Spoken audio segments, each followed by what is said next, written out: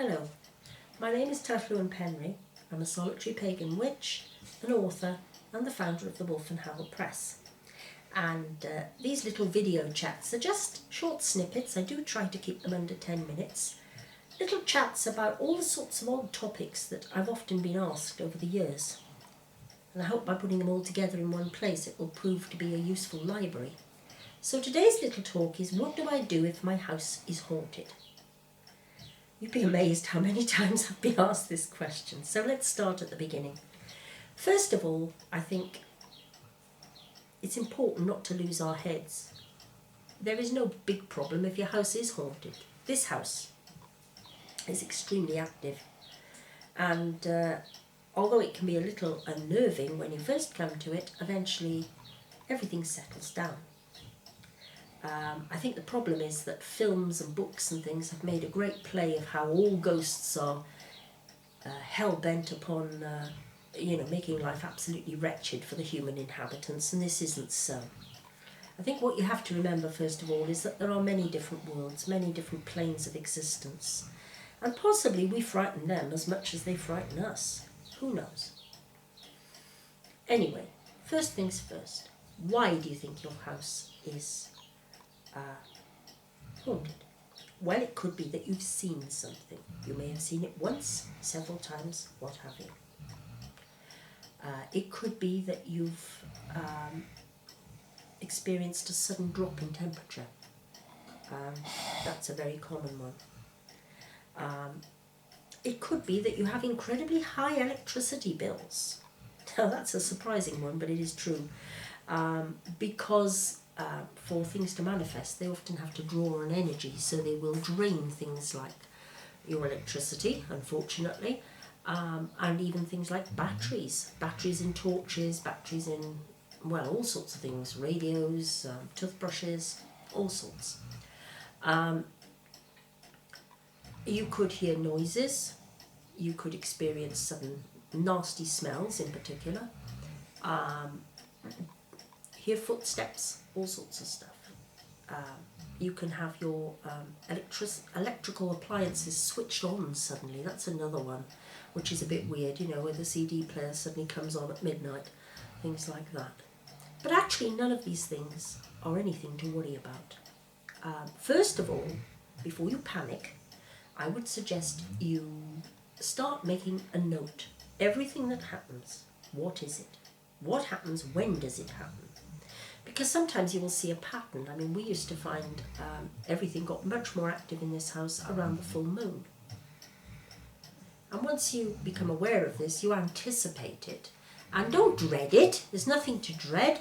But it's more likely. And you can just say, well, that's full moon stuff. Another thing, and I do advise this always as a first resort, is please talk to whatever you think is there. Find a nice moment when it's nice and quiet. Don't try and do it with the kids running amok around the house, or in my case with the dogs barking, because all my children are grown up now.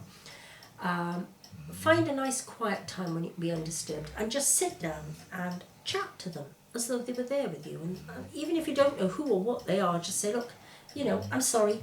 I know you have a right to exist. I have a right to exist. I don't mind you being here, but please don't frighten me. Don't do things that annoy me. And of course, if there are things that have really upset or frightened you, you have to set them out and say, look, the other day you did whatever, and I found this very upsetting, so please don't do that again. And it's surprising how many people will say, oh yes, that worked really well. That settled things down a lot. You might have to do it several times, but it's often the best way, the best approach. Because one thing I really don't like is when people say, oh, how do I banish it? And I think, well, what gives us the right to banish everything that we're not entirely happy with? I mean, yes, we can perform banishing rituals, but we don't have to banish everything just because it's there. Sometimes coexistence is the way forward, and you get a lot more out of it if you do. there are certain reasons why some areas become more haunted than others. One is damp. Damp houses are surprisingly susceptible to psychic activity. And damp can be lots of things. You can have penetrating damp which comes in from the outside because your brickwork is in a mess, or through a window that isn't properly fitted, or you can have condensation, which is a very, very common thing. You know, in modern houses with central heating and double glazing, you can get condensation and these black mouldy patches on the walls. The best answer for that is a dehumidifier. And you'll be surprised when you take the damp out of the air and the damp out of the equation, how much psychic activity will cease. In fact, I knew somebody who had a very strange haunting, and I've got to tell you this one. The haunting was the sound of a train. And this train would appear to pass right through the house. And it was a newly built house, so there was no question of there ever having been a train on the site. In fact, the ground it was built on had been reclaimed, and this is the clue, it had been reclaimed marshland. They drained the marsh and they built this nice new housing development on it. Only at least one of the houses had a problem with trains, the sound of trains. And it became really disturbing, you know. And anyway, eventually what we worked out was the reason for it was there was a train station years ago, some miles away. And these underwater watercourses that drained into this marshland led directly from just by the station to where the houses were built. So what was really happening was that psychically the water, the damp, because water conducts, I think, electricity. That's why you don't have wet hands when you put the plug in and things like that. But it also conducts psychic activity. And I think this is because psychic activity is energy, like electricity. Different type. Anyway, what we discovered was that these sort of underground streams led from right near the station to the place where the housing was built. And this was what had caused it. I mean, eventually, because the land was drained, it did lessen. But for a while, it was quite disturbing and very distracting if you heard this train coming. It was very weird. So, take note of what's happening. You might notice moon phases affect something that's going on. Don't regard banishing as your first resort. That is absolutely a last resort. And do talk to whatever you feel might be there. And of course the last thing is, do be aware that it might not be a ghost at all. It might not be a haunting. A lot of places have house brownies. Now these you would find a lot in folklore. The little brownies that lived in the house and looked after the home. They were sort of minor deities of the hearth at one time. They were honoured. And I think if you put out a little offering for them, you know, a little bit of bread, little spoonful of cream or honey or something, they very much appreciate it. And they do work in all sorts of ways. They will, sometimes they will do, the traditional thing was that they did the chores. The ones here don't do chores, they don't do that.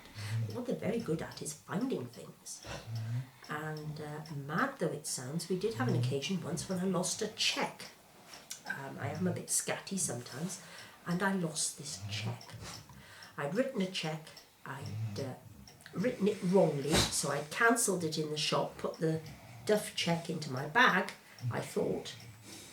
By the time I got home, I couldn't find it. Couldn't find it anywhere. And we really panicked. Because you don't want things like that wandering around. And anyway, we asked our house brownie really kindly, please look for it. And lo and behold, and you can totally disbelieve me if you want, but this is true. True as I'm sitting here. This cheque materialised just about there. I don't know whether you can see it on the screen. No. Well, it's about 18 inches, 2 foot. That was Homer sneezing. You can tell what he thinks of my talk, can't you? But it was about 2 foot away over there.